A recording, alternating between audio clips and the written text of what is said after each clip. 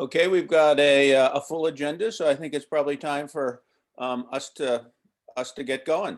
Welcome to the 7th Green Ribbon Commission Climate Action Exchange. My name is John Cleveland. Along with my colleague Amy Longsworth, we staff the Boston Green Ribbon Commission. GRCx is our interactive virtual program series designed to support our mission of accelerating implementation of the city's climate action plan.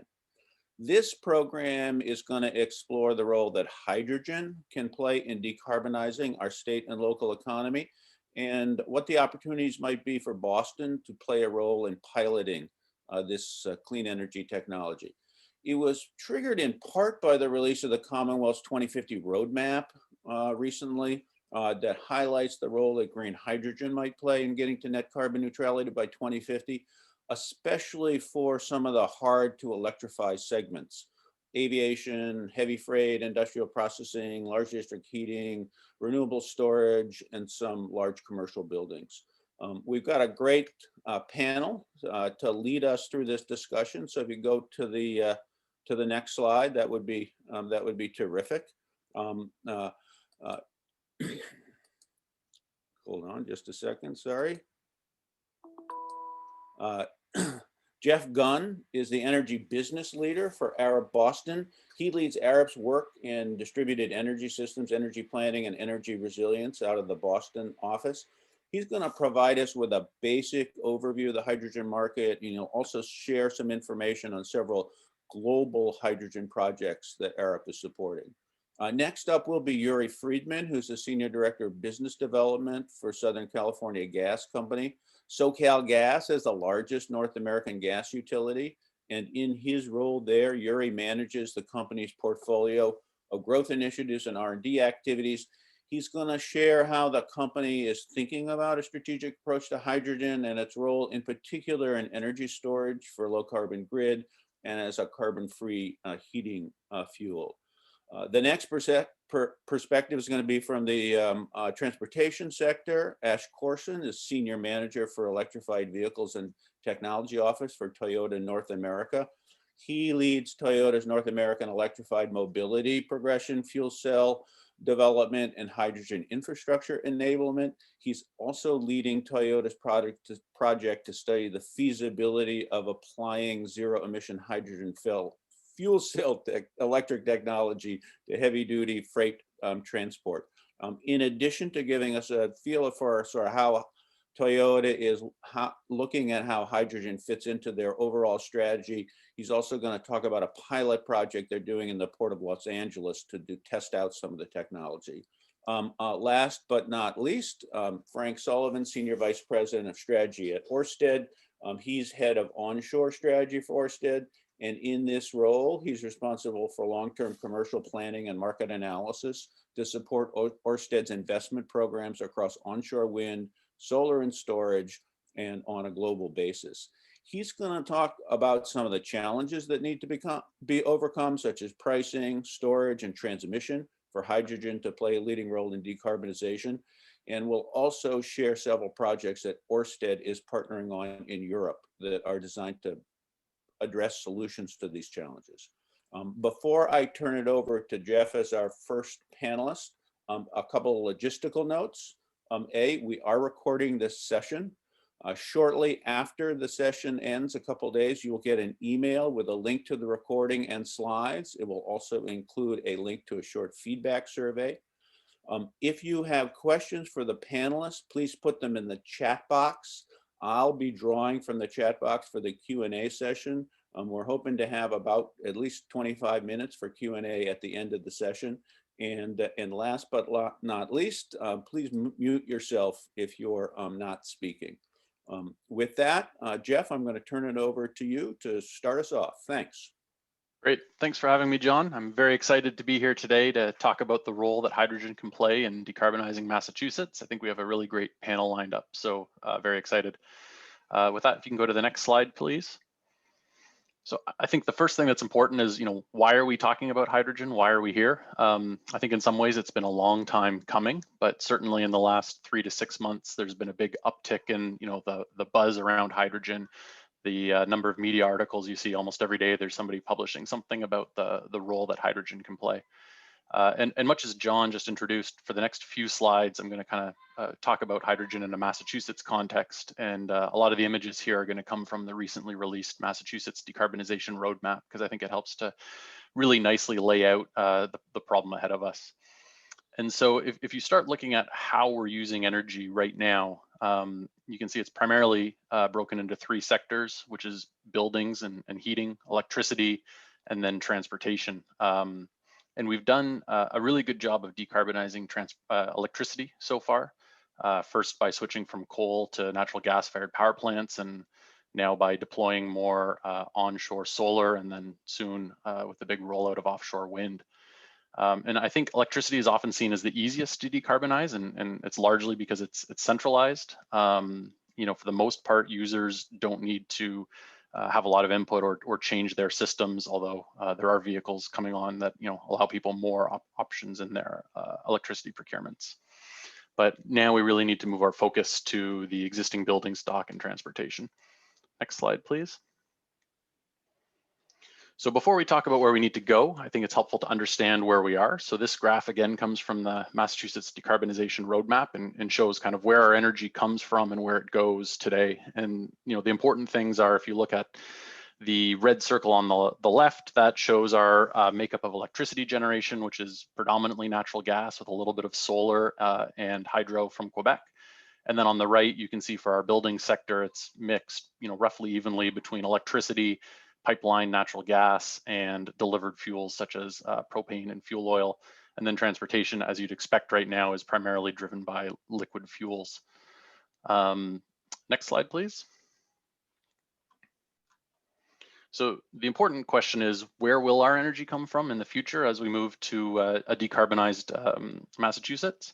And again, these are kind of 8 scenarios that came out of that decarbonization study. I would say that, you know, we don't exactly know the answer to this, but the thing that is very clear from all of the scenarios studied here is that electrification is going to play a big part in the future. And you can see that from the kind of big middle yellow chunk in all of these graphs.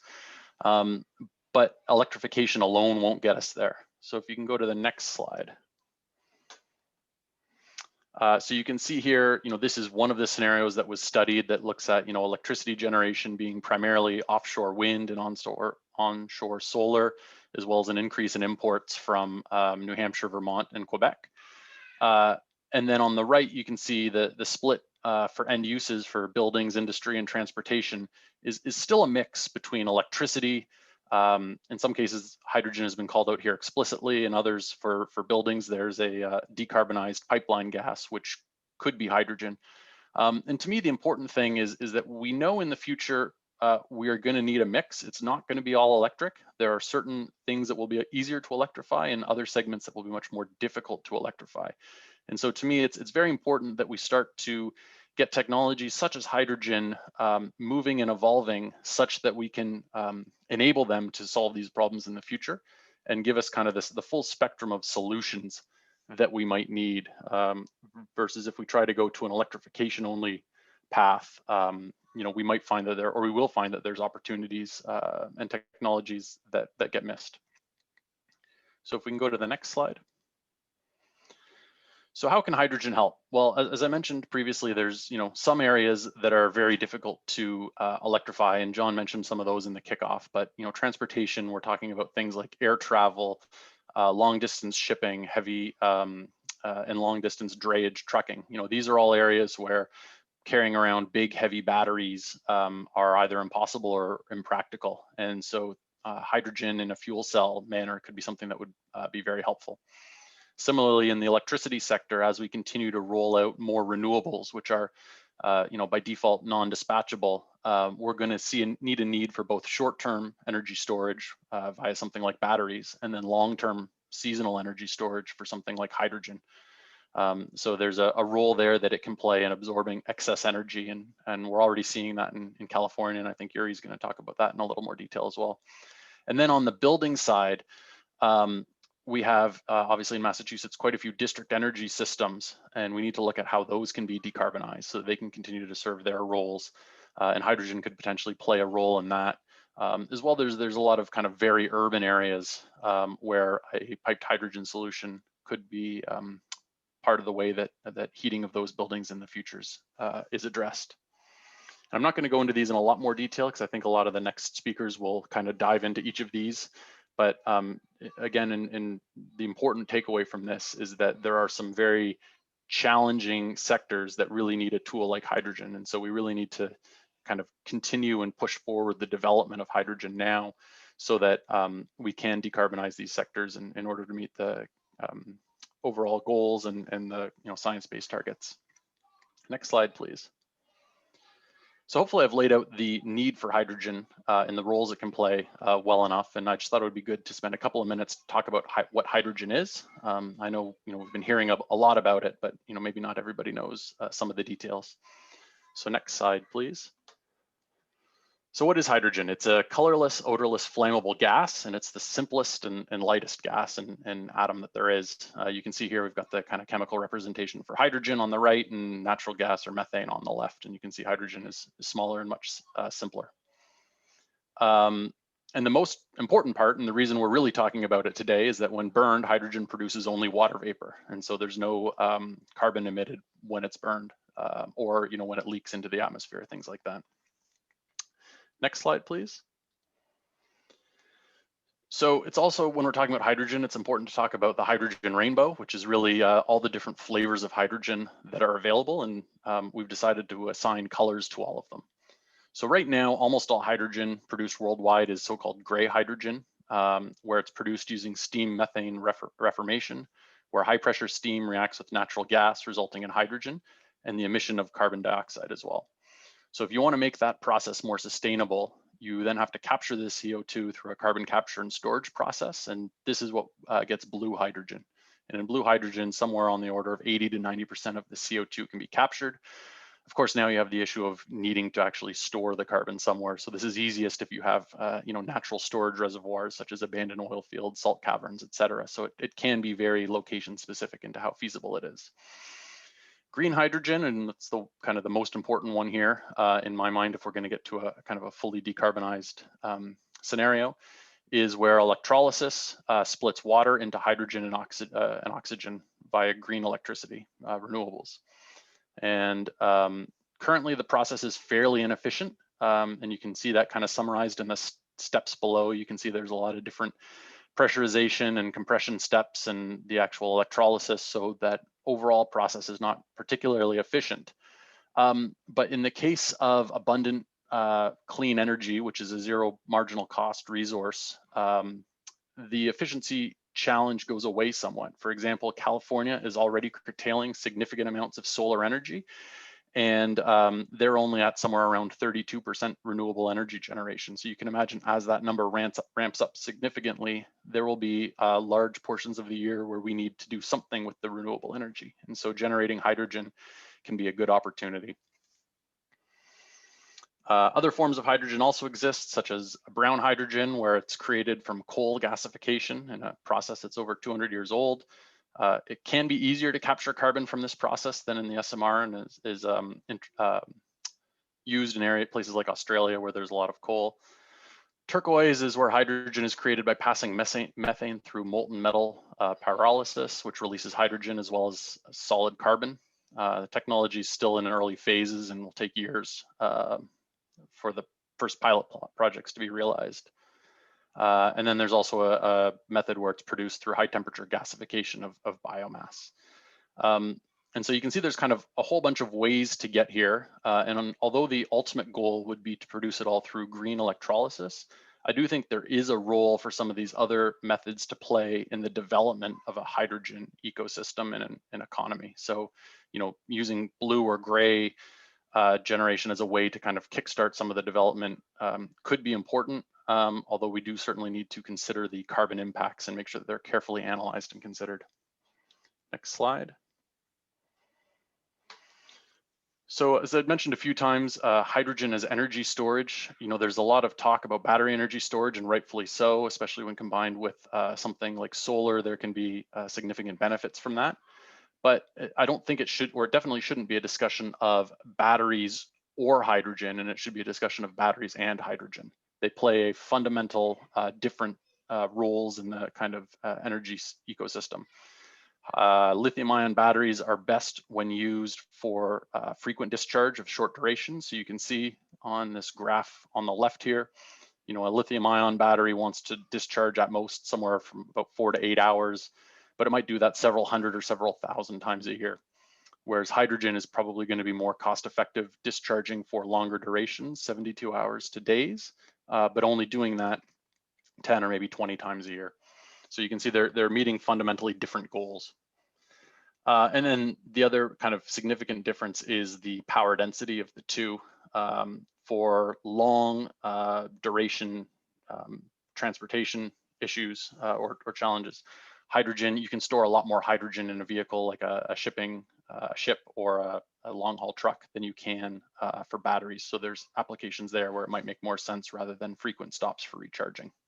Next slide, please.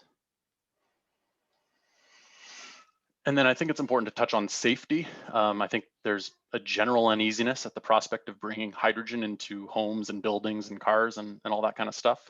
But early work has shown that with a few basic safety improvements, hydrogen safety can be on par or better than natural gas. And I think if you were to, if we didn't have natural gas today and you were to talk about bringing that into homes and businesses, people would be just as concerned. But some key developments in piping and fitting technologies, flame and gas detection, and things like that, kind of tailored to a different gas, can go a long way towards mitigating some of the risks.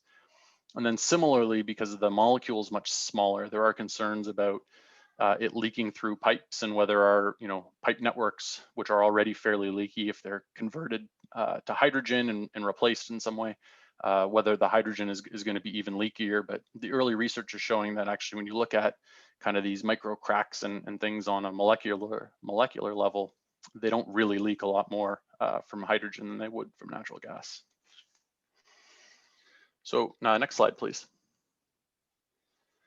So now that I've kind of laid out all that, I wanted to whip through fairly quickly a few kind of global plans and pilot projects. There's a lot of places in the world where they've been looking at hydrogen for a lot longer than we have in the US. And so I thought it would be good to look at some of these projects.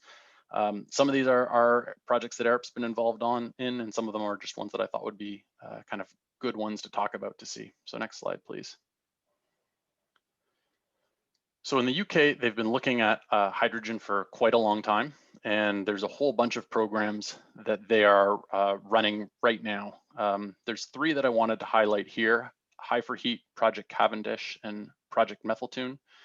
And really what between the three together, they're looking at kind of the end-to-end hydrogen economy and hydrogen transmission and generation systems. So Hy4Heat is looking at how you would use hydrogen within a home or a business. So it's looking at hydrogen meters, what you need to do for piping and safety. Is there a colorant we need or an odorant we need to add to hydrogen? As I mentioned, it's clear and it burns clear.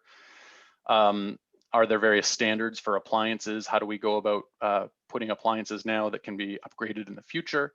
Project Cavendish is looking at generating hydrogen in the Isle of Grain on the right in that top left picture, and then transporting it to London and looking at the technical design of the facility.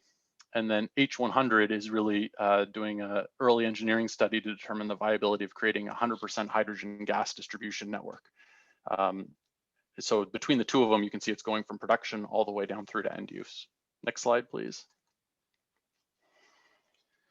New Zealand has done a study called A Vision for Hydrogen in New Zealand, and it's identified several key first steps, including a pilot demonstration project at the Port of Auckland, where they're looking to create hydrogen through electrolysis with renewable energy to fuel a, albeit small, fleet of passenger vehicles, drayage, trucking, and forklifts. So that's kind of like the first project that they're actioning out of their overall playbook. Next slide. This is one that's been in the news recently. As part of their COVID stimulus plan, Germany's announced a plan to spend 9 billion euros on the development of green hydrogen, including several demonstration projects. So you can see they're quite serious about development there. Next slide. Canada and Hydro-Quebec have recently announced a project to use electrolysis from hydropower to create green hydrogen. This is kind of the field of dreams approach. At first, they're going to sell that hydrogen to a biofuel company, but the idea really is if we can create hydrogen, what kind of new demand side innovations and developments will we see? And to me, it's also an example of the kind of project you can start to do when you have abundant clean energy. You know, with all of the hydropower they have up there, it becomes fairly cost effective to make hydrogen. And then the next one. So Japan and Australia have developed the first liquid hydrogen marine transportation vessel that's going to take hydrogen, albeit brown hydrogen, from Australia to Japan. And although, you know, the use of brown hydrogen isn't ideal, these types of vessels will be critical to support a global hydrogen economy as we move hydrogen from one place to another. So I think it's, you know, again, an important step in kind of bringing the whole thing together. So I hope, you know, those projects should serve as a good kind of summary of the whole range of projects that are going elsewhere in the world, and could provide some ideas for the types of projects we should be looking at in the US and in Boston. That's it for me.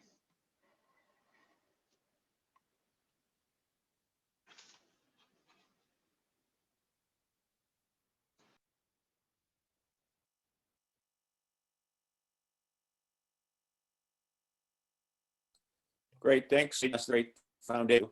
So now I'm going to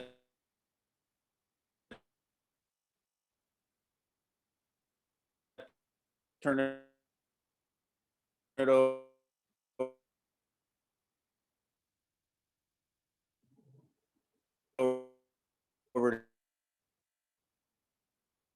to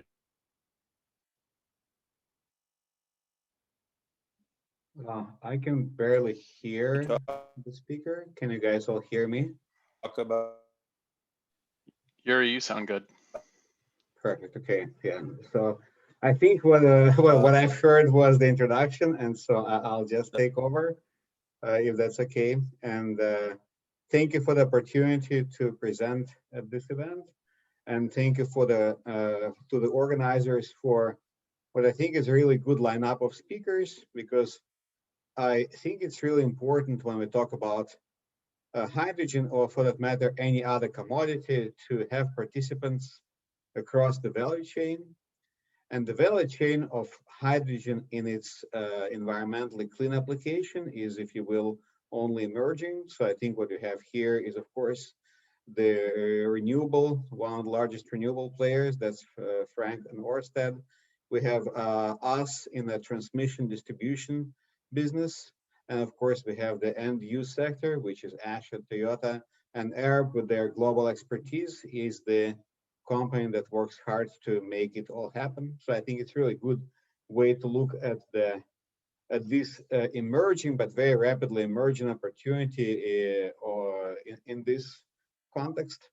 I'd like to talk, next slide, please. A couple of quick facts about Southern California gas. We are, by many metrics, the largest gas utility in North America, with about 22 million customers, really large footprint, large asset base. I always get cause of when I say 100,000 miles of pipe. It's a tremendous installed asset base, which not only is impressive in its reach and territory, but also in the fact that if you would try to replicate that today, it would be really, really hard, because the company is 150 years old. Many of these assets and many of those rights of way were put in place over previous decades. And we at SoCalGas think that it's incumbent on all of us to figure out how to best use these assets, which were developed and paid for by the ratepayers of the state, to be part of the solution to California's journey of decarbonization. Next slide, please.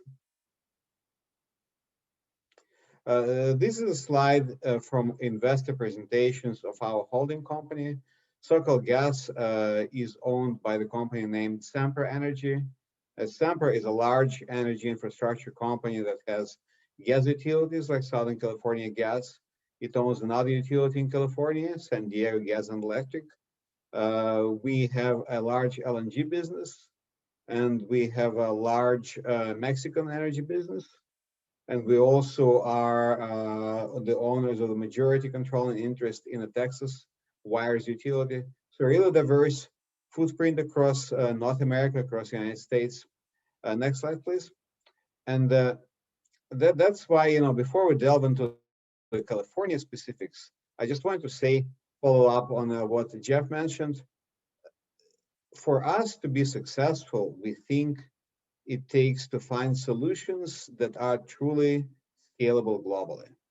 Or maybe said differently, the only way that California, Boston, and other progressive areas of the United States can be truly global leaders in solving the climate change problem, the only way to be successful is if we were to find solutions which were to be replicable in countries and regions that matter maybe the most for the climate change challenge. And these are countries in the developing world, where economics and priorities may be quite different and oftentimes is quite different than here. Therefore, looking for those scalable technologies, looking for something which not only can be deployed in our service territory or in Boston, but can be rolled out in China, in India, Philippines, Indonesia, all those countries where the contribution of greenhouse gas emissions is going to be lion's share of what we have to struggle with. That to me is a very important criteria. And I think one of the vectors that we will see is that hydrogen has unique ability to scale up and to be available and usable globally, because it's remarkably complementary with renewables on the supply side of the energy equation. And it's also remarkably ubiquitous in its application across all the end use sectors.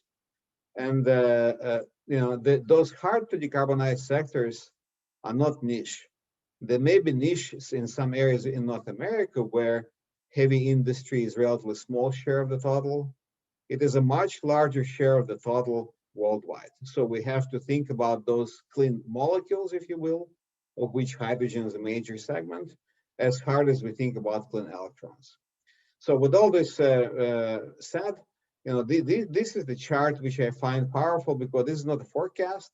That's the reality of California power market. And of course, you can observe two facts. One is that, as Geoff said, curtailments of renewables are rising, which is a challenge in multiple ways. It's something which is wasted energy is never a good idea. It also creates, as Frank knows full well, and he'll tell about this in more detail, of course, it's a challenge for development of renewable electricity projects because one of the most important parameters, of course, is your capacity factor. If you get curtailed, that is a challenge for projects' cash flows, for its bankability. It's a problem that needs to be solved. The fact that you will notice here, aside from the fact that it's just rising steeply, is the important fact is that those curtailments are highly seasonal. If you look at those waves on the chart, you can see that they peak in what we call shoulder months, where there is way more production than there is demand, and they almost go down to zero, though not quite, in the peak months. So what it means is quite simple. What it means is that we have to wait to find technologies to store large amounts of energy for long periods of time. It is less known issue compared to what people talk about when they talk about duck curve, the fact that at 6 p.m. the demand for power spikes just as the sun goes down. But this second issue is really important, and it's coming to the fore in California because it's upon us, and it's not going. We are not going to build our way out of this issue. We need to find a solution. Let's go to the next slide, please. That slide, I remember looking at it, I think several years ago in IEA report, and struck me as one-dimensional. Like I looked at this and I thought there's no way that hydrogen is the only way to do what I just described, which is to store a lot of energy for a long time. It seems to be the case, and I think it's just physics that unlike electrical energy, chemical energy, of course, does not fray. Those bonds can stay in place for as long as you want. So the fact is that, like I think Geoff said too, there's no competition between batteries and hydrogen. They both have a role to play. They are complementary. There are also other technologies that can play a role. Pumped hydro has been tried and used in many areas of the world. Compressed air is another one. These technologies have a role, but they're probably not nearly as scalable because of the just shortage of geographical sites as hydrogen. So again, the scalability, I think, comes to the fore. Next slide, please. And the best argument for hydrogen, and I think especially in California, is the fact that, as you see on the chart, the feedstock for hydrogen and the price of that feedstock, which is the renewable power, especially for green hydrogen, has been going down in price remarkably fast over the last decade. I think it's fair to say that no one a decade ago or in 2008 would look at the prices of the PPAs, power purchase agreements, which were back then over $200 per megawatt hour. Nobody could possibly predict that a decade from then, the prices will fall a full order of magnitude, which is truly remarkable. And even more remarkable to me is the fact that this actually did not happen because of technological innovation as much as it happened because of simply scaling up. Policy support created the pool because utilities in California were asked to sign long-term PPAs. That pool created the supply of energy, which then scaled up, and ultimately the price of all the components went way down, the capital poured in, and the result is an undeniable success of that policy. I would say that if you look at today's forecast of hydrogen price, and we can debate for a long time whether they are too optimistic or not, actually, if you take this rule of thumb, that the costs went down an order of magnitude over a decade, I would argue that that forecast that we see today are not sufficiently aggressive because we in California demonstrated what the policy push can make. So I think the opportunity to reduce the cost of production is definitely there. Next question, of course, becomes how do we deliver it? Well, where do we produce it? And how do we deliver it from point of production to point of consumption? Let's go to the next slide, please. Well, this one, this one illustrates the point that the policy matters. And before I go into the T&D, transportation distribution part, let me just say that the policy push in Europe has been formidable. And the one number that always gives me pause, EU is planning to install 40 gigawatts of electrolyzers over the next decade. And actually, their plan is more ambitious. They plan to install 40 in EU and 40 more outside and import hydrogen. But the scale of it is truly remarkable. And what is even better news is that I believe about half of this 40 gigawatt is actually funded, which is to say Germany, France, and other countries already have money in their state budgets to make it happen. So we will see that cost reduction. We will see the scaling up. We are not as far ahead, frankly, in the US as in Europe, but we should work together to figure out how we can facilitate the adoption. Let's go to the next slide, please.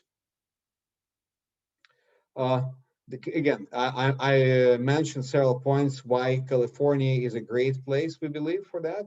The fit on the supply side, the fit on the demand side. We see that there are multiple sectors which are taking off in California, and Ash will talk to you about the potential in transportation. There was a remarkable and large move in hydrogen and power generation.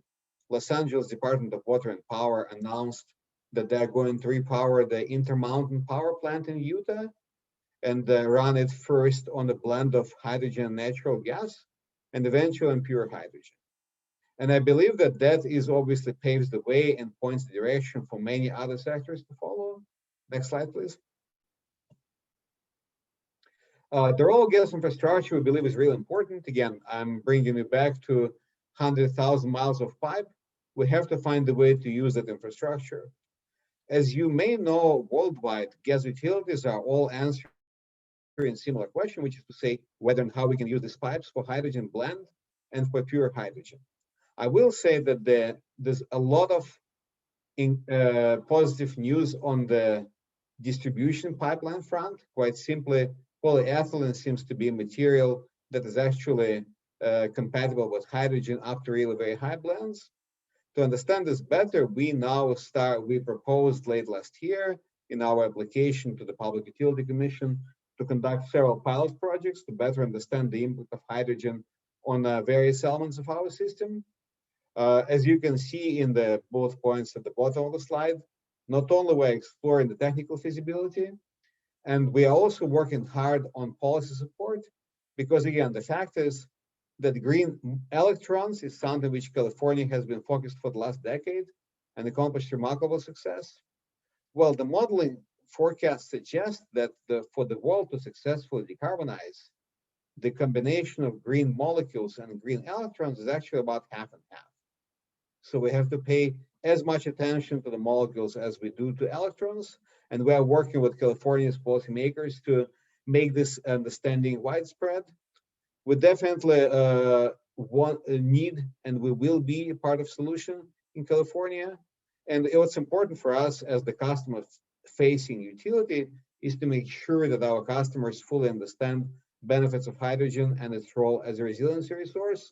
Resiliency is the word that is being used in California more and more, because I think the fact of life is that the more we believe in climate change, the more we have to accept that the reliability and resiliency of the energy systems will be challenged until we bend the curve. And those extreme events that we talk about, they may become more frequent and they may become longer. So the long-term storage, this ability to supply energy in the intermittency conditions, in the reliability challenge conditions, that's where hydrogen also can play a very important role. Let's go to the next slide, please. Thank you for your attention. I welcome the opportunity to share with you at a very high level, of course, what we're working on. Looking forward to a discussion. Great. Thank you, Yuri. Really appreciate your giving us that overview of your approach to this market. I'm going to turn it over now to Ash, who's going to dive into the application of hydrogen in the transportation sector. Ash? Thank you, John, and thank you, Yuri and Geoff, for the great lead-in presentations. I think, yeah, there's a lot of cohesive messages that I think build on each other. And really, as we all talk about electrification and how to do that, it's really a transition as we view it. So it's really leveraging, your current assets and understanding what your needs are today and going forward. As Geoff mentioned, where's the energy coming from now, and where does it need to come from? Where can it come from? And the same is true on the mobility space. And I think Yuri mentioned it well in terms of scale. It's really, again, optimizing the solution set based on the need and kind of the existing assets and where you need to go. So as Toyota, we take a holistic view, and I think a holistic approach to electrification and making this energy transition is really important. So whether it's optimizing whether hybrids or battery electrics or fuel cell electrics, that thread you see across the middle, there is a place for all of this and a need for all of this, because these are complementary and synergistic solutions. Next slide, please. So I think we're all aware, again, that the need for carbon reduction is severe, it's growing, and as Yuri mentioned, it's global. And so as a result, the solutions really have to scale across fleets, facilities, fuels, and regions. Each kind of area and situation has some unique aspects to it. So that implies by itself that there is no one-size-fits-all solution, that you do need kind of all of these solutions running in parallel and again, synergistic in terms of what is the best solution for that region. We have governments and cities, and including Boston, activating towards these zero emissions goals and carbon reduction goals. And so again, the need is well known, but the challenge has been until recently, there hasn't been kind of a holistic solution set. And I think we're all collectively working to change that very rapidly. Next slide, please. So some of the key transformational acceleration points, really, again, governments are increasingly mandating that, whether that's in California with the zero emissions mandates, the 15 other states that are passing that, Massachusetts and Boston activating towards that as well. At the federal level now with the new Biden administration, I think accelerating that too, and Canada, et cetera. Really global inflection points towards 2030, 2035, 2040. That's all really accelerating. And ports, whether that's a seaport like the Port of Boston or an airport like Logan, land ports. We have some huge ones in California, for example, that we're working on pilots as we speak. These are all really concentrated ecosystems that the larger ecosystems like these ports, Port of Los Angeles, for example, the largest port for the US, they really need a green print to help map the transition to electrification at scale. It's relatively easy to convert a few cars or trucks or ships, et cetera, to electrification, but converting entire ecosystems and entire fleets in the thousands and hundreds of thousands of units, that's a totally different story. And there's the grid challenges already, Yuri rightly mentioned resiliency. The grids are challenged today with the current load, and with electrification, the need for and demand for electricity is only increasing. So how do we augment the grid? And hydrogen is a great way to help do that. You see the fleets themselves, and then industry more and more. You see the news, as Geoff mentioned, every day you see more articles about whether it's new manufacturers pivoting towards hydrogen fuel cell electric vehicles from the mobility standpoint. That's real, and the momentum is increasing for a reason. Next slide, please. So as Toyota, obviously, we have our own drive to decarbonize, and that's really, again, holistically that word that's very important. It's not just on the vehicle standpoint for Toyota, but also across all of our manufacturing aspects as well, the plants that produce these vehicles, the life cycle of the vehicles themselves, recycling and reusing materials, and the like. Next slide, please. So that progressive portfolio of electrification that I touched on, again, based on the reality that every customer's need is a little bit different depending on their region and their business and their needs, whether it's a government fleet or a private business or a large fleet like Amazon, et cetera. They all have different needs. And again, all of these technologies from a mobility standpoint and a power generation standpoint, really beyond mobility, can play a role and do play a role. Battery electrics are great, as you see in that left quadrant, for the shorter range, fixed route, lighter cargo aspects. Hybrid electrics are a nice bridge, and then fuel cell electrics and hydrogen really are focused today, can play a huge role in these harder to abate sectors that we've mentioned, including heavy duty trucks and buses and ships and rail, et cetera. Next slide, please. In terms of fuel cell electrics, apologies if the slide is a little blurry there. Basically, think of a fuel cell electric vehicle as a zero emissions version of our hybrid vehicle. Really, you take the same technical architecture, and not everyone knows the Toyota Prius from decades ago. Not everyone knows it's a fuel cell electric vehicle in the Toyota Mirai that's been in the market in California and Japan and Europe now. That's really the zero emissions version of the Prius. So again, with the acceleration towards decarbonization, zero emissions electrification is really important, whether that's, again, battery electric or fuel cell electric in this place, and each have their strengths and attributes. The infrastructure is such a key to this whole conversation, not just on the mobility side, obviously, in terms of places to charge or refuel your electric vehicles, but also in terms of the power generation aspects for facilities that use these vehicles and house these vehicles, as well as the ecosystems and the grid, et cetera. So in California, as an example, you see when we first launched the Mirai, there were only 2 hydrogen retail stations in California. And now, 5 years or so later, you have more than 40 with recently the state of California has done a pretty good job of incentivizing the production of hydrogen stations at capacity. And so essentially that 44 station network in Northern and Southern California are the 2 big concentrations with connector stations in the middle of the state. But that's set to triple now. 120 more California stations have been newly approved. And additional infrastructure is being announced on the heavy duty side too, which, as I'll talk about, is a real accelerator for the rollout of the infrastructure. And then regional and federal level efforts are underway, including in Massachusetts and the Northeast.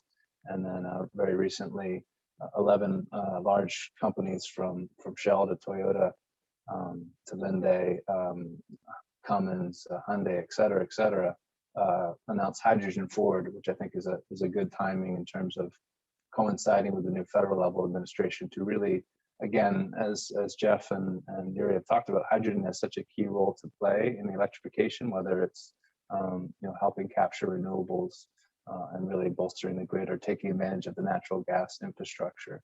So long story short, there's a lot of progress. Next slide, please.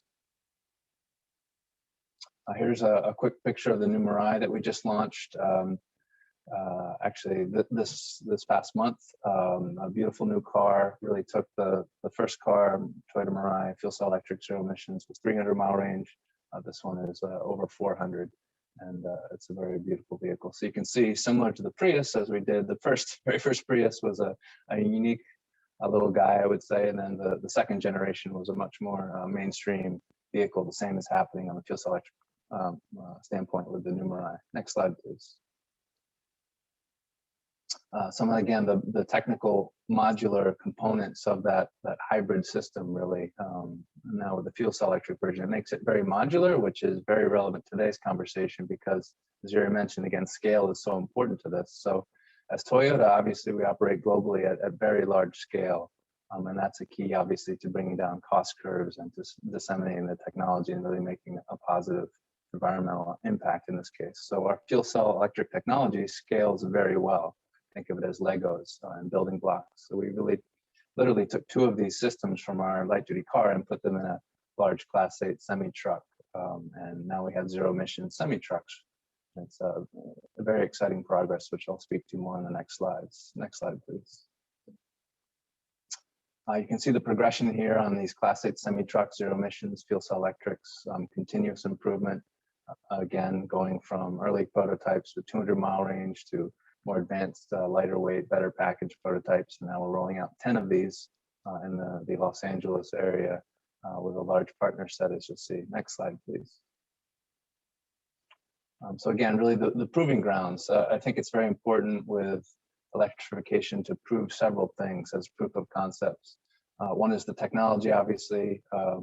One is the scale, and the other is the kind of total cost of operation, right, the TCO, and also the total cost of transition. Again, I'll reinforce that this is a transition, an energy transition. It's not flipping a light switch and everything changes over to zero emissions and electric. You really need to, again, leverage your existing assets and then plan for future-proof assets. So proving it at scale is very important, and we've done that in the Los Angeles Port Complex. Next slide, please. And similar to Port of Boston, for example, you know, there's disadvantaged communities are often located, you know, right next to the ports. And so these are huge, again, economic engines, but they're also huge areas for environmental improvement. The concentration of diesel emissions, in this case, from the trucks, the ships, the rail, is very, very large and very concentrated. So the surrounding communities have a big benefit waiting when the move to zero emissions happens, and we need it right away. Next slide, please. So just a quick scale, $82 million project as, again, this proof of concept in the Port of Los Angeles. And this is a project that proving in the America's largest port can then be replicated, you know, whether it's the Port of Boston or Seattle, Tacoma, or New York, New Jersey, you know, China, et cetera. To Yuri's point again, is these need to be globally replicated, and they can be. And so you see here the state of California, the ports of Los Angeles, Kenworth in this case, Toyota and Shell, all banding together to do a proof of concept at scale. Next slide, please. You see some visual representation of that. We have, again, these 10 trucks, but also importantly across 4 large operators, including Toyota ourselves as a logistics company, you know, moving all of our vehicles. You start seeing that complete value chain, taking a zero emissions vehicle like the fuel cell electric Mirai and transporting it via zero emissions truck to the end dealer and customer. Also UPS is involved, and then 2 large drayage companies. So again, proving these at scale, and it's not just the emissions benefit, that's maybe arguably the most important, but it's also a really large performance benefit. A lot of our drivers drove for UPS in their former lives, and they mentioned driving these zero emissions fuel cell electric trucks. They're not exhausted at the end of the day, right? They don't have the NVH and the shaking from the big diesel engines. They don't smell like diesel, and obviously their emission standpoint is better, but there's also a safety improvement. The torque from these electric powertrains is tremendous. So we've all been, you know, stuck in a car or truck merging onto a freeway when a large semi is trying to merge as well, and it creates, you know, the speed differentials. So these trucks perform actually significantly better than their diesel counterparts. So there's a lot of benefits across the board. Next slide, please. 2 quick updates. You see one of the recent trucks, Kenworth took that up to Pikes Peak in Colorado at 14,000 foot elevation. So again, you can see these trucks perform very well in a variety of conditions, and cold weather performance is actually a big area advantage for fuel cell electric versus say battery electric. I think Geoff touched on some of the challenges you you have when you try and scale a big battery up to a Class 8 truck size, for example. There's the cost, the weight, the size, all prohibitive. There's cold weather performance. You know, you look outside in Boston and there's snow. That really saps the energy and the range of battery electric vehicles, mobility. Fuel cell electrics don't have that same issue, right? So their batteries are more for energy recapture, not for primary propulsion. So the fuel cell electric actually does very well in cold weather climates. And also the performance, when you fast fill these fuel cell electrics, in addition to the great range, the uptime is very important, particularly in kind of fleet and commercial aspects. It's a quicker, similar to gasoline type fill, 3 to 5 minutes for the fuel cell electric Mirai when you're filling, and the fuel cell electric trucks are similar to diesel trucks in terms of the fast fill. So when you're fast filling, that's great. You're not waiting to recharge, but you're also not degrading the powertrain. You know, when we charge our phones all the time, and when you charge vehicles, as Geoff mentioned again, I think the lithium ion, the quick discharge and upcharge cycles, that takes its toll over time in terms of degradation. Fuel cell electric is a different story. And we're also announcing, just like we introduced the new Mirai with our 2nd generation fuel cell electric system, we've done the same on the middle on the right side of the slide. You see the latest development announcements for the Class 8 space. So in a very relative short amount of time, in these semi-truck proof of concepts and now development with production intent, as we've announced, we're seeing a lot of progress. Next slide, please. Infrastructure, I've already touched on the criticality of that, the importance of it. Really, this e-growth must be intelligent, efficient, and future-proof. You know, infrastructure is an expensive investment. So you want to make sure that it is as scalable and future-proofed and flexible, versatile as possible. And so as everyone wrestles with this big question of how do I electrify, whether you're a government fleet or a small business or a port or a state or a country, how do you electrify? Well, one way to do that is to have a versatile infrastructure. And we're installing that as Toyota at our own port facilities, including first Toyota North American 100% renewably powered facility will be our port facility in Los Angeles using tri-generation, which actually takes a giant solid oxide fuel cell in this case. And again, to that message of these are complementary technologies, it's not battery or fuel cell electric, right? It's not hydrogen or electricity, it's both. And so this tri-generation infrastructure actually takes renewable biogas, in this case from the Central Valley in California, and creates renewable electricity to help the grid, to help power the facility, to help charge battery electric vehicles. It also creates renewable hydrogen to power fuel cell electric vehicles and to be used as energy storage, as well as heat for the facility. So you can really see, again, the importance of a flexible, scalable infrastructure. Next slide, please. One of the great questions I think I saw in the chat and that Yuri rightly touched on is really the location of the production of hydrogen and also the consumption of the hydrogen. So that's one reason that we focused a lot on these concentrated port areas, is because a lot of these mobility areas, whether it's a forklift or a semi-truck or a yard stacker or a yard truck itself or a reach stacker, cranes, etc., they're all concentrated in these areas. And ports have refineries most often, and refineries already create hydrogen to help with refining petroleum. The hydrogen is widely available around the world. It's just not as widely available yet for mobility. So unlocking that is a key step in the process and part of that transition. But essentially, ports are very congested, dynamic, moving places, and so there's not always the room to put in electric vehicle charging stalls. And there's a reason that the Walmarts and Cisco's of the world have taken a close look at both battery electric and fuel cell electric forklifts and have sided often with fuel cell electric forklifts because of that uptime, because of that congestion. And so the same is true for a lot of these port facilities. So you can have a single, even mobile refueling that comes to these various mobility needs at the ports and fuel them in a quick amount of time. Hey, Ash, this is John. I just want to highlight the need to move on so we make sure we have time for Q&A. So Sure. Thanks. Thanks, John. Sure, I can pick it up, and I think we're pretty close to done. Next slide, please.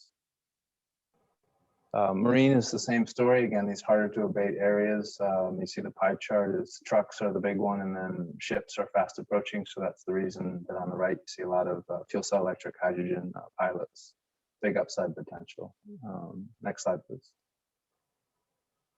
Stationary power, I've touched on this. Lots and lots of installs as well. And that's another synergistic source for energy production, hydrogen production. Next slide, please. Rail as well, another key mode of transportation, and there's pilots. Europe is a big pilot area, as well as Toyota is doing one in Japan. Again, lots of benefits. Next slide, please. Last, the airborne applications. I think the bottom row, Airbus by 2035, they're targeting hydrogen propulsion and auxiliary power generation for a lot of their aspects. So uptime being the key, whether it's drones or regional markets or a lot of this, again, electric mobility progress. People are planning hydrogen, incorporating hydrogen into the planning. Next slide, please.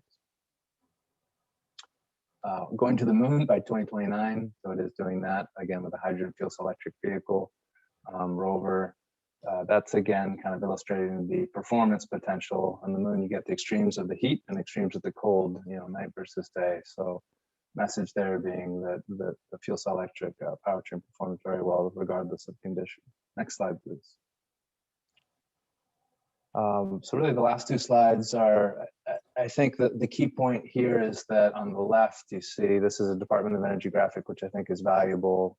There's the electrical grid infrastructure there on the very left, and that exists. And then as Yuri mentioned in his world, there's miles and miles of pipeline on the natural gas standpoint. And Geoff mentioned, a lot of these, the carbon capture and sequestration, there's a lot of area available outside of even just salt caverns to use hydrogen as energy storage. So the US has a great large investment in grid and a large investment in gas distribution. So we need to leverage these, not abandon these. We need to make these a key part of that transition, and hydrogen on the right there really plays a key role in that, either via direct fueling of vehicles or as energy storage and a combination between. And each area on the map on the right of the world has some unique setups, whether it's the solar area or the wind area. So again, there's particular strengths from both regional aspects and global aspects where hydrogen is well situated. I think Geoff touched on those nicely. Last slide, please. So just the global macro picture, really just for your benefit, is the two high-level messages at the top. Global momentum is really increasing towards hydrogen as every ecosystem at scale, China, Korea, Japan are examples, but these large-scale countries, regions, and port-based ecosystems, as they look to how do we electrify, they realize that in order to make this sustainable and scalable, hydrogen really needs to be a key component. And then the last top right message, hydrogen stations, the refueling infrastructure is really starting to take off and materialize. I think the heavy duty, the concentrated, the Class 8 truck is the example, and ships and rail beyond that. That's the scale economies that the Shells of the world are really excited about in terms of activating. So thanks very much. Great. Thank you, Ash, for that deep dive into fuel cell technology and what you guys are doing with it. It's great to hear about it. We hear a lot less about that than battery electric vehicles. So it's great to understand what's possible. Thank you. I'm now going to turn it over to Frank O'Sullivan. And just before Frank jumps into his presentation, I do want to note that David Hardy, who's the Ørsted CEO of North America, does serve on the Green Ribbon Commission. So we're really pleased to have his involvement. Frank, over to you. John, thank you very much. And thank you to the Green Ribbon Commission for this opportunity. I'll just make a few remarks, give us some time for discussion with the group, because there are lots of good questions coming in here. But I do want to kind of take a few moments just to kind of reflect on Ørsted as a major renewable energy producer and how we view hydrogen, green hydrogen, as an integral element of our future business, and the steps that we're taking really to kind of make that happen. So if we step to the next page, just for those of you who are less familiar with Ørsted, Ørsted is a global green energy major. We are the world's largest owner and operator of offshore wind. We've nearly 10 gigawatts of assets spinning around the world. We have a large onshore business here in the United States specifically. And we have, all of the accoutrements of a major energy producer in terms of trading operations and so on. If we just step to the next page, just to give you a little snapshot of our US footprint, we're a very large participant in the emerging offshore business here in the United States. And as you can see here, along the East Coast, we have a significant number of projects in development. We also happen to be the owner of the Block Island wind farm, the first US offshore wind farm. And in addition to that, we have a large fleet of onshore wind, solar, and storage assets, primarily located in the center of the country. And both of these these two kind of focus areas, both kind of are increasingly thinking about hydrogen as an element in our business. In the Northeast, for example, and specifically in Massachusetts, there's obviously a lot of discussion now about how hydrogen can play a role in the transition towards deep decarbonization. And we'll speak about that in a moment. But in many other parts of the world, and indeed many other parts of the United States, there are real opportunities emerging today for green hydrogen and leveraging the very cost-effective renewable energy that we're able to generate in those regions to integrate that green hydrogen into traditional demand for hydrogen, into the petrochemical complex, into fertilizer manufacturing, and indeed going forward very clearly, as we've been discussing, into transportation. So if we step to the next slide, what I'd like to do here is just provide for the group, and we've had a little bit of this, just a little bit of a taxonomy to think about how hydrogen works globally and how renewable hydrogen can feed into that. First and foremost, ultimately, and there was an interesting question about this, hydrogen is not an energy source, it is an energy carrier. So much like a battery, really. But unlike a battery, hydrogen does offer some additional flexibilities in the manner in which we can synthesize it, and in the manner in then which we can use it to deliver that energy to an end use. And that's particularly important in harder to abate sectors across the economy. So if we step to the next slide, and one of those hard to abate sectors happens to be the production of hydrogen itself. So quite aside from all of the future applications that we spend a lot of time speaking about and think are very important, it might be of interest for the group and for the audience to understand that today, about 2.5% of all the energy consumed globally is consumed just producing hydrogen. And so it's a very large source of greenhouse gas emissions, because the vast majority of hydrogen is manufactured either from natural gas or in some instances coal. And so there is today already a huge opportunity to embrace a large market for hydrogen. It amounts to about $120 billion per year globally. And until recently, this market hadn't really been in focus for renewable energy, for example, because the economic envelope for the technology wasn't quite where it needs to be. But that is rapidly changing. And indeed, there are already instances where green hydrogen production can be cost effective with the more traditional pathways for producing hydrogen. And that's really adding a tremendous amount of momentum into the focus now on embracing green hydrogen, coupling it to renewable energy, which is really now the largest growth sector in the energy space, and using that kind of nexus, not just to force decarbonization in the electricity sector, but to also significantly enhance and support the decarbonization more broadly across the industrial complex, and then into the future into other sectors, transportation, and the built environment. So if we step to the next slide. So just to kind of level set everybody, and of course these pages will be shared later, so anybody who's interested can look at the numbers in a little bit more detail.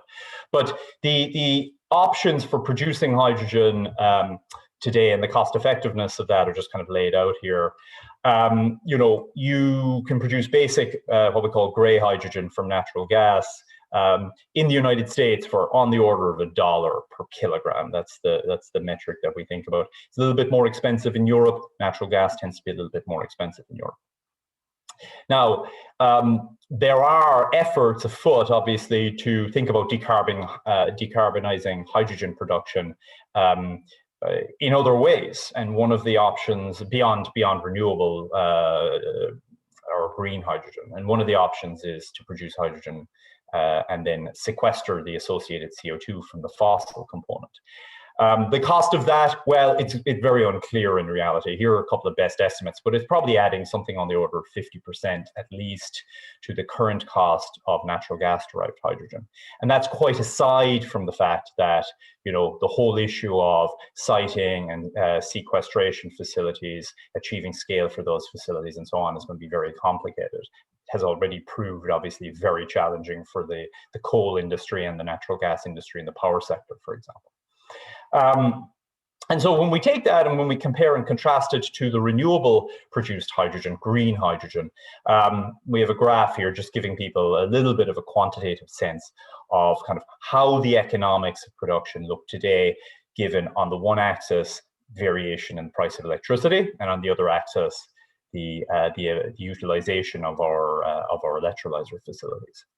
And long story short, really, what I think people need to take away is from this map that there are clearly, obviously, combinations of utilization and electricity where the cost of producing hydrogen is very expensive, green hydrogen that is, relative to the gray option. But there are other zones where the cost effectiveness is actually pretty attractive. And in the United States today, there are already several regions where that combination of economics is beginning to come together. In other words, we are seeing the opportunities, the economic opportunities beginning to emerge to actually focus on producing green hydrogen and beginning to displace the gray options, certainly challenging the gray options. And going forward, if we step to the next page, going forward, the next slide specifically, going forward, if we look at the expectations around increased cost effectiveness for the technologies and so on over the next decade or so, the expectation is that green hydrogen will get to a point where it can be cost effective, cost competitive with the fossil alternative. Now, this particular page is from my European colleagues, and as has been mentioned earlier, there's a tremendous amount of work focused on the European opportunity with respect to green hydrogen. I will say the following, and I think it's important. The United States, although we're not as far forward in this process, we are in many instances much better positioned to produce lower cost green hydrogen than our European colleagues. We have really high quality renewable resources in this country. We have really quite low electricity costs in this country, and that's going to continue to be the case. And as we see the cost of the technologies, the electrolyzers and so on, decrease through the scaling of the industry, we are going to see the United States emerge as a really attractive market for the production of green hydrogen. So we'll go to the next slide. Now, you know, the one particular crease that we do need to deal with, and we've had some commentary around this already, is the whole issue of storage and transportation. So production of hydrogen, it's already quite an interesting economic exercise, the production of green hydrogen, that is. The challenge is how we evolve our systems, our infrastructures, in order to get that hydrogen to the market, whether it's in a setting here in Massachusetts, for example, or a setting in California or anywhere else in the country. We're going to need infrastructure to support the storage of that resource over shorter and longer durations, and we're going to need pipes infrastructure in all likelihood, and really in terms of unlocking this. So there's a lot of work to be done, but as I said, I think that once we get to a point where the cost effectiveness of the product itself is very apparent, then these other enabling infrastructures and the investments in them are beginning to, will begin to tee up and really open up a whole host of opportunities for the technology. I'll go to the next slide, please. So Ørsted, as I mentioned, is a very active participant in the hydrogen ecosystem in Europe already. Ultimately, we look at what we do, which is producing green electrons, and we look at kind of how that business is going to evolve and understand the fact that the integration of green electrons into the broader economy is going to be important, and hydrogen is going to be an important vector for that. And so we're participating already in a number of very significant efforts across Europe looking at green hydrogen and working with important partners in order to kind of explore what makes sense in different contexts, what are the enablements that need to be there, how do we scale, et cetera, et cetera. Here are just a few examples. And then if we step to my next page, I have two specific examples that you can all take a quick look at. The first, I think, is very relevant for this discussion here today. It's an effort looking at green hydrogen for Denmark and specifically for the city of Copenhagen. That region looks very similar to Eastern Massachusetts in many respects in terms of the infrastructures, in terms of the needs for decarbonization and so on. And we're now engaged in a process here which will play out over the next decade, looking at enabling the production of green hydrogen from offshore wind in that particular instance, again, very relevant for Massachusetts. And then the production of and the introduction of that green hydrogen into the broader energy system within the region for opportunities like space heating and so on, for the production of aviation fuel for Copenhagen Airport and so on. We'll go to the next slide. And the other similar project that we're involved in at the moment is this Westküste project in Germany. Again, it is an effort involving several stakeholders looking to produce an at-scale model for the adoption of green hydrogen that looks to understand and integrate the clean hydrogen molecules into the traditional or the existing energy ecosystem. And attempt to kind of build momentum behind the need for that decarbonization across those harder to abate sectors. So we can go to my final slide. Very important for us to say that at Ørsted, our mission is to create a world that runs entirely on green energy, and it is absolutely the case that green hydrogen is at the forefront of that effort for us. So with that, I'll stop. Thank you very much, John. Appreciate it. Well, thank you, Frank, and thanks to all of the panelists for just incredible presentations at a great level of depth. We do have a lot of questions, and I'm going to bundle them together into some categories. And I think the first category really had to do with storage. And there was one question, Yuri. This might get to your graphic, which was to just explain again, why is hydrogen so much better for long-term storage than some of the other technologies, either the hydro, the pump water and or the battery? Could you just sort of highlight that again for us? Yeah, I'll try to be concise. So one by one, it's batteries is probably the question that comes up most frequently. The simple way to think about this is the maybe energy density and self-discharge are two factors that do not bode well for storage of large amounts of energy for long periods of time. Or quite simply, if you take your iPhone and you switch it off, when you switch it on a week later, you will not be at 100%. It's an issue, as you can imagine, when you talk about larger amounts, it becomes a bigger issue. So again, this is just really, really high-level answer. As far as the pumped hydro is a method that has been proven. but we are running out of locations to do so very quickly, which is the same issue you have with hydropower overall, right? And compressed air is probably even more so, or there are only a number, maybe a couple of sites in the world where it's been proven. And like everything else, you need to have it definitely lacks scalability. It lacks industrial scale. That actually has negative implication for cost reduction. So all these things can be used as a niche, pumped hydro and compressed air, but they will probably never get to a scale that it would take to make a tangible impact on the emissions, which is what we're trying to do as a as a plant.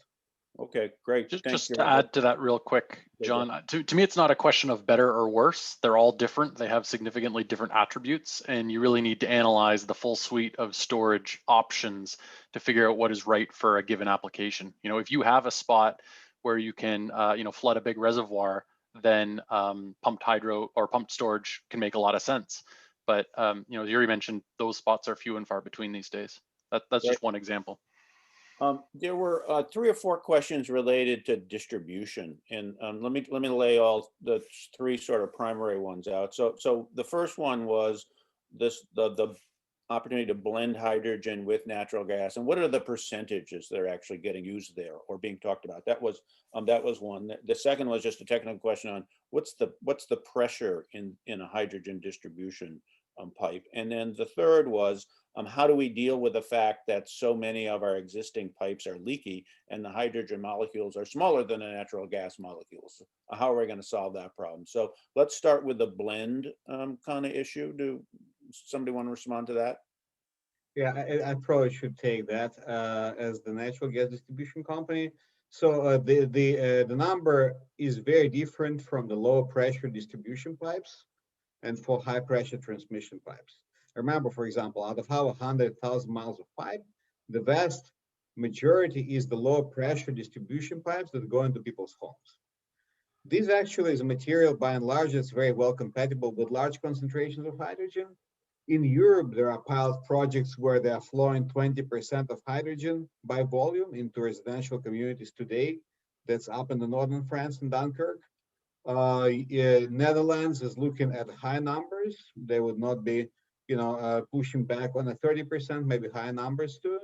So do many other European countries. In the UK, the pilots are looking at high concentrations. So the long story short, low pressure distribution infrastructure may be suitable or compatible with very high concentrations of hydrogen, which frankly is not altogether surprising because as a short history lesson, and I'm sure Frank and others know that, before North Sea was discovered in Europe, Europe was heating its home with town gas. Well, that town gas, that's well known. What is less well known is that that town gas had between 50 and 60% hydrogen. So for many parts of the world, going to hydrogen for heat, it's not going to a new, it's back to the future. And again, that's overall important point. Hydrogen is not a new commodity. It's been produced, transported, stored, and piped and trucked for decades. We're talking about using this old commodity, making this in a new way, in an environmentally friendly way, and transporting to different end-use demand sectors. But the commodity itself and safety elements are very well understood. Anyway, that's one point. I think you brought up I remember the leaky part, and the leaky part is always contentious. I'll just say the vast majority of the emissions in the natural gas value chain occurs closer to the wellhead. I think if you look at numbers, you'll realize that what they call E&P, exploration production companies, and midstream gathering processing, that's where the bulk of the leakage is. Our system is actually tightest in the nation, and the percentage of leaks is de minimis. As you know, today you can trace those, you can track those from the air, and we do that. So this is something which we are going to continue to work on. But again, think about it this way. Making hydrogen from green electricity and then distributing this through tight distribution pipes is, in my mind, kind of a no-brainer, at least for the decarbonization of buildings. And I know there was a third question, which I think I missed, John. The third question, Yuri, was actually what the distribution line pressure actually is. It's sort of a technical question. Well, hydrogen, to supply the same amount of hydrogen, you would have to have higher pressure because it's lower energy density per volume. It's very high energy density per mass. So it's something which we need to look at. Again, the pilots that they ran in Europe, when they sized up the pressure and the velocity, they ended up with maybe 10% less delivery of energy to the end customer. And frankly, there was no feedback from customers in terms of noticing that. So it's definitely not a barrier. It's a technical issue which needs to be looked at. And there was another related question, which is, are there good examples of the use of hydrogen for heating and cooling in large commercial buildings? Do those exist? Is that technology there? Hydrogen is being used today across all the end use sectors, including heating, cooling, power generation. There are multiple plants that actually can run pure hydrogen. I don't have the specific projects to point you to on heating and cooling side. I do have the power generation projects in mind I can point to very quickly. And as a one data point, all large manufacturers of turbines today are producing their equipment compatible with 30% hydrogen. That's just a data point to show that just like Toyota, just like Ørsted, again, what you don't see here is the manufacturers of equipment, but everyone's pulling together to introduce this new element into the energy mix. Yeah, there was another related question that somebody might be able to answer, which is, if you take stored hydrogen, you can use it for a combination of fuel cells, but you can also use it to directly run turbines, right? Is that a difficult technology transition, or can you just use the existing technology for running turbines? I think it goes back to my previous point, John, that manufacturers are very focused on making turbines which are compliant with blends. Yeah. And right. Eventually with pure hydrogen. So technology is there. It's the scaling it up and providing policy support. Ash, this is a question for you. Since we've been way more focused on battery electric vehicles than fuel cell electric vehicles, and one of the things about battery electric vehicles is once you solve the front price question, which seems to be happening pretty quickly, there are significant cost advantages in terms of the cost of the fuel, the level of maintenance, and the life cycle of the vehicle. Do those similar benefits, sort of cost benefits, apply to fuel cell EVs, or is that equation different? Yeah, thanks, John. It's a great question. And any electric vehicle, fuel cell electric or battery electric, they're both electric vehicles, right? They just use the energy in different ways, and the fuel cell electric creates its energy on board basically from the stored hydrogen. So yeah, there's the big truck example I mentioned is a perfect one. Big trucks, diesel trucks are really heavy and hard on their brakes, right? So both any electric vehicle has a lot of regen capture, so that eases the wear and tear on brakes. But that total cost of ownership, that life cycle analysis is really important. So it depends again on your use case. Say I think the Toyota RAV4 Prime is a great example. That's a hybrid plug-in that has 40 plus miles range of just on its battery, right? For example, so that may make a lot of sense for someone who commutes less than 30 miles or less than 40 miles to work. They never really need to use the gas engine, but say they want to take a trip up to Maine or something like that, they can also use the gasoline. So that hybrid approach works. The battery approach works. If say you're a student in Cambridge or something like that, and you're not really going that much far out of the city, then a small battery electric might make a great example for you. And then fuel cell electric is a nice combination where it gives you both the range and the quick uptime. But obviously it's dependent on the infrastructure. I think as Toyota, we look at all of it, and we're obviously invested quite significantly in the battery space, working on solid state, et cetera, some of these, breakthrough technologies that we feel have good promise. But I think the overall point is this is all complementary, and given the use cases for each customer, whether you're a big fleet like UPS or a student at MIT or Harvard, your use case is going to be different. So your needs are different in terms of your vehicle or your mobility. So we need different solutions, but they all have their pros and cons. I think fuel cell electric has, particularly as you scale up with hydrogen, has a lot of advantages. Yeah. Maybe for the audience, quite a useful kind of just a little bit of a snippet is that a kilogram of hydrogen is equivalent to a gallon of gasoline. Okay, so a dollar per kilogram, for example, is like $1 worth of gas, except for the fact that with a fuel cell, you get a much higher efficiency in the conversion. So you might cut in half actually. So $1 or a kilogram of hydrogen is like, it's really worth 2 gallons of gas. And that's kind of a useful way for people to think about the relative economics there. So there are a couple of other questions that got added in here. Ash, this is to you. You mentioned locating hydrogen production at ports. Can each of you share if your respective companies have stances on whether your vision of hydrogen production is closer to a centralized or a distributed model? And there were a couple other sort of questions on that front. Can you just hit on that a little bit? Sure, thanks, John. I think, again, there's a time element to this and a location-specific element to it. Again, taking a look, I think as Geoff mentioned, what is that unique location situation in terms of what's already there and what could be there? For ports, yeah, you have these large refineries, whether it's a Chevron or a Shell, some of these, or in Air Products or Air Liquide, these large gas and oil companies, and Yuri's group is a great example of that, with lots of great pipeline networks throughout Southern California here. I think those hydrogen is widely produced for refining petroleum. It's widely produced for fertilizer, and et cetera. So it's there, just unlocking the purity for mobility to work with the fuel cell stacks is not there. The big cost right now is transportation of high pressure hydrogen in this case. And you can also talk about liquids. So I think there's 2 examples I would end with is at the ports where you have these, thousands of, there's 16,000 drayage trucks at the Port of Los Angeles, and Port of Boston has a large amount of drayage trucks too.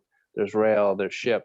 There's all these consumption of hydrogen sources that are located right where the hydrogen is already produced. So kind of connecting the dots between shifting the hydrogen production, expanding it from refinery base, for example, to transportation base is a good example. And we've talked a lot about electrolyzers, which gives a really good kind of on-the-spot local hub and spoke production potential, where you can put in, an at-scale, right-sized electrolyzer based on the regional needs, and then you can have hydrogen consumption based off that, farther away from the ports. Great. John, maybe just to add briefly to that. So there are 2 ways to move hydrogen. You can move it, well, there are 3. You can move it as hydrogen, or you can move it as electricity. And so in other words, you can produce the hydrogen at, let's say, a wind farm or just on shore from an offshore wind farm, and then pipe the hydrogen. Or you can allow the hydrogen to just, be produced, as Ash was saying, at the port where the electrolyzer is co-located with demand, and you just bring the power in on a cable, no problem. Except that there are a lot of regulatory issues with respect to who gets to do what and how the asset gets to and how the cost of electricity is charged and so on and so forth. So the area or the issue of hydrogen, green hydrogen enablement and the hydrogen economy enablement is one area where the role of regulation is really important. And we really haven't got to that point yet where that kind of a solution is maturing. I think California, and certainly Yuri and his team spent a lot of time thinking about this, are moving very much in the right direction. There's a lot of work happening there. But we here in Massachusetts, for example, really need to kind of think carefully about what regulatory and policy